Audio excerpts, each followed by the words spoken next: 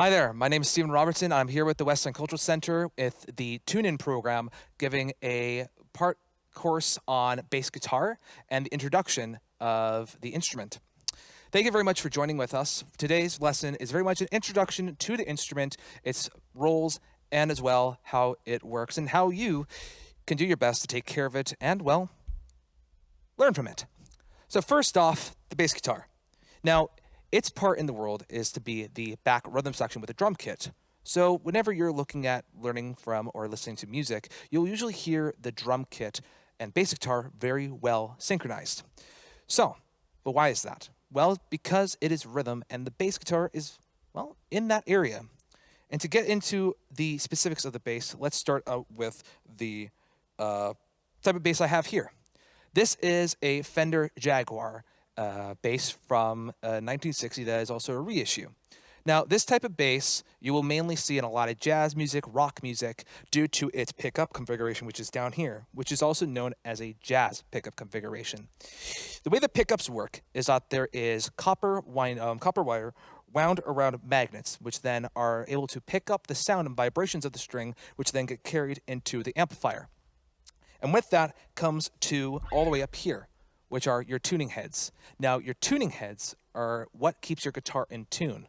Now, the string tuning. First off, at the very low end of the guitar, we have the E string. This is your lowest note. And many of the times, a lot of people like to do it and go ahead and play some classic rock songs. For example, Queen.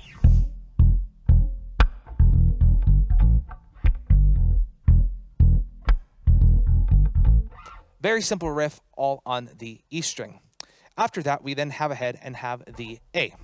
The A string here is very much used for other songs and is well synchronized in the instrument itself with the key of E as well.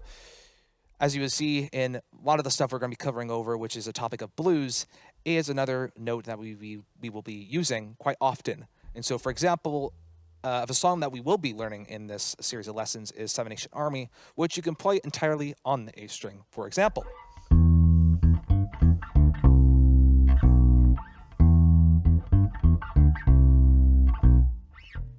Then next we have the D string, which a lot of people like to go ahead and riff and do some weird stuff on. Even myself like to have some fun sometimes. Below that, we then have the G string, the highest note you will have on the bass guitar. Now, to make sure you do stay in tuning, it's very much important that you have one of these. This right here is a tuner. Now, why is this super important? Well, when you're learning off, the last thing you want to do is learn the instrument in the wrong tuning.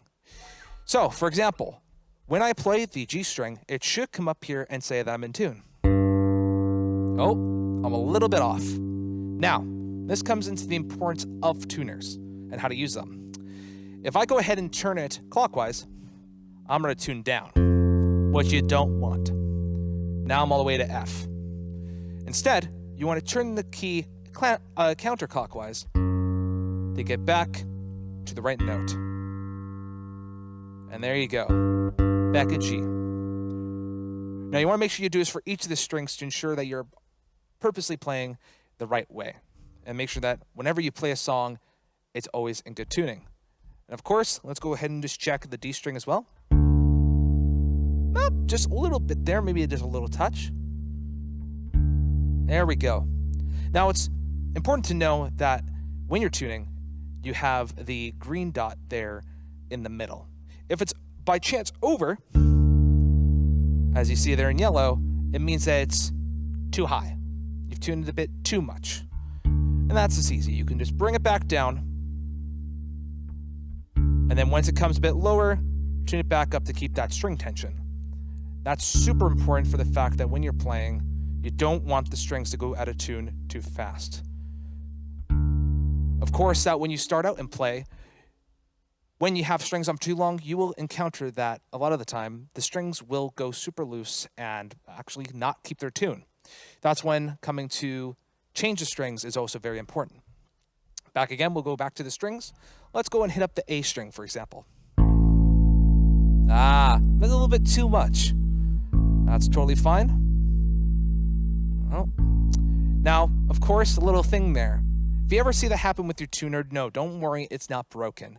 It's just the pitch of the instrument and the tuner trying to pick up the actual note itself. All you have to do in that case is just play the note a couple of times and just fight with it. There we go. That'll do for now. No. There we go. Then E string again. Lowest note. Hey, come on. There we go. So now, if you've used a tuner, your instrument should be in perfect tune. That would mean that now you're ready to learn whatever you want. Now, of course, this is a rather fancy instrument. You at home may not have something like this, and don't worry, that is perfectly fine. Every instrument in their own way is perfect, and a lot of them are different.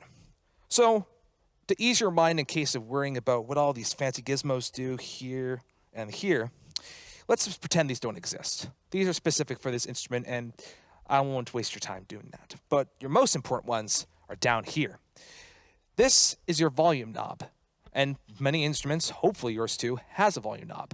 For example, I'm going to play this note open, and I'm going to turn this one down. And, no more sound. Well, that's the purpose. Because if you're in the middle of playing, you need to come back and turn it down for any reason, you can easily do so just like that.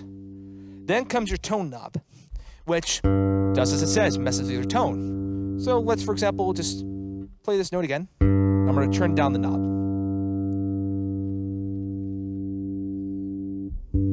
Now you can see it's got a bit muddy. Now, a lot of the time, people like to mess around with this knob to get specific tones for different songs. But my advice, leave it at the top at 10. And I'll show you that right now why. Now, of course, if you're playing, you're going to have yourself an amplifier. This here is mine. Now, of course, the size does not matter in the beginning. As long as it's able to play through and you're not getting any cracky sounds or any distortion, you're doing just fine. Of course, you've got your line in. Now, this is where you got your cable. Without this guy, you won't be able to play. And so it's going to be connected into the input of the guitar and into the input of the amp. Next up here is the scrambler. Now, this is specific to this amp, so we won't be touching up on that. Not every amp has this. This is very specific to my amp. Over here, we have your volume. Now, just like it did on the bass guitar here, I'm going to play a note and just for demonstration purposes, show you what it should do. I'm going to take it all the way down, and there's no sound. Now I'm going to bring it all the way back up, and there we go. She just got life again. Over here, we have two other knobs. Of course, for this, you may not have these on your amp, and if you don't, do not worry yourself. Every amp is different in its own unique way, so don't be too concerned if you don't have one like this. Next, you have your tone knobs here. You have your bass. And just for a simple simplicity, I'm going to put all three of them at 5. Now, what happens if I turn the bass knob all the way down? Well, let me demonstrate. For example, I'm going to play the bass, the low E note, to give a better demonstration. I'm going to turn it all the way down. I'm going to turn the volume up just a little bit too so you can hear the difference. It's a bit dead. Not much life to, not much bass. And for playing bass, you want bass. So let's bring them back up. Oh, there she is. Now let's keep going. Now we're going to go past 5. Yeah, you probably hear that. Now that is a lot of bass. Bit too much. So for example, we're just going to go back to 5 and keep it simple. Next, you have your mid. Now your mid range is usually around here on the instrument. It's around the A and D. This is where a lot of your, well, mid range comes from. It's nothing too different from low, except it's more in the middle as well, mid range. So for example, if I play a note like the D, and I'm going to turn the mid all the way down. Let's see what happens. It's a flatter, but in a certain degree. Now, what happens if we turn the mid all the way back up?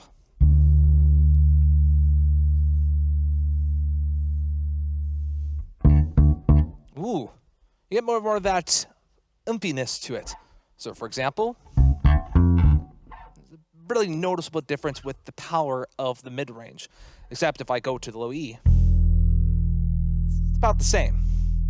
That's because the low E is a lower note. Now, I'm going to take it back to 5 because now we're going to head over to treble.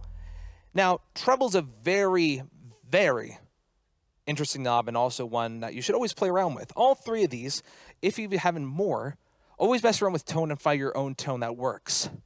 If you have, say, a favorite bassist that you like, for example, one of my favorites being Geddy Lee from Rush, you may have a bit more treble than usual. So, to demonstrate, we're going to take the treble knob and turn it all the way down so you hear. Now I'm going to go ahead and play the open A so you can hear.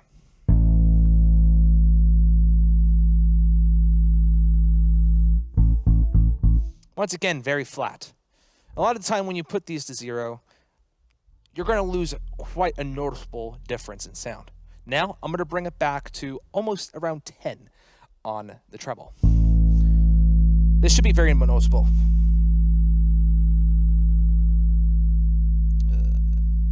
There it is. Let's see how it sounds. Ooh, bit more crisper, bit more of that rattle.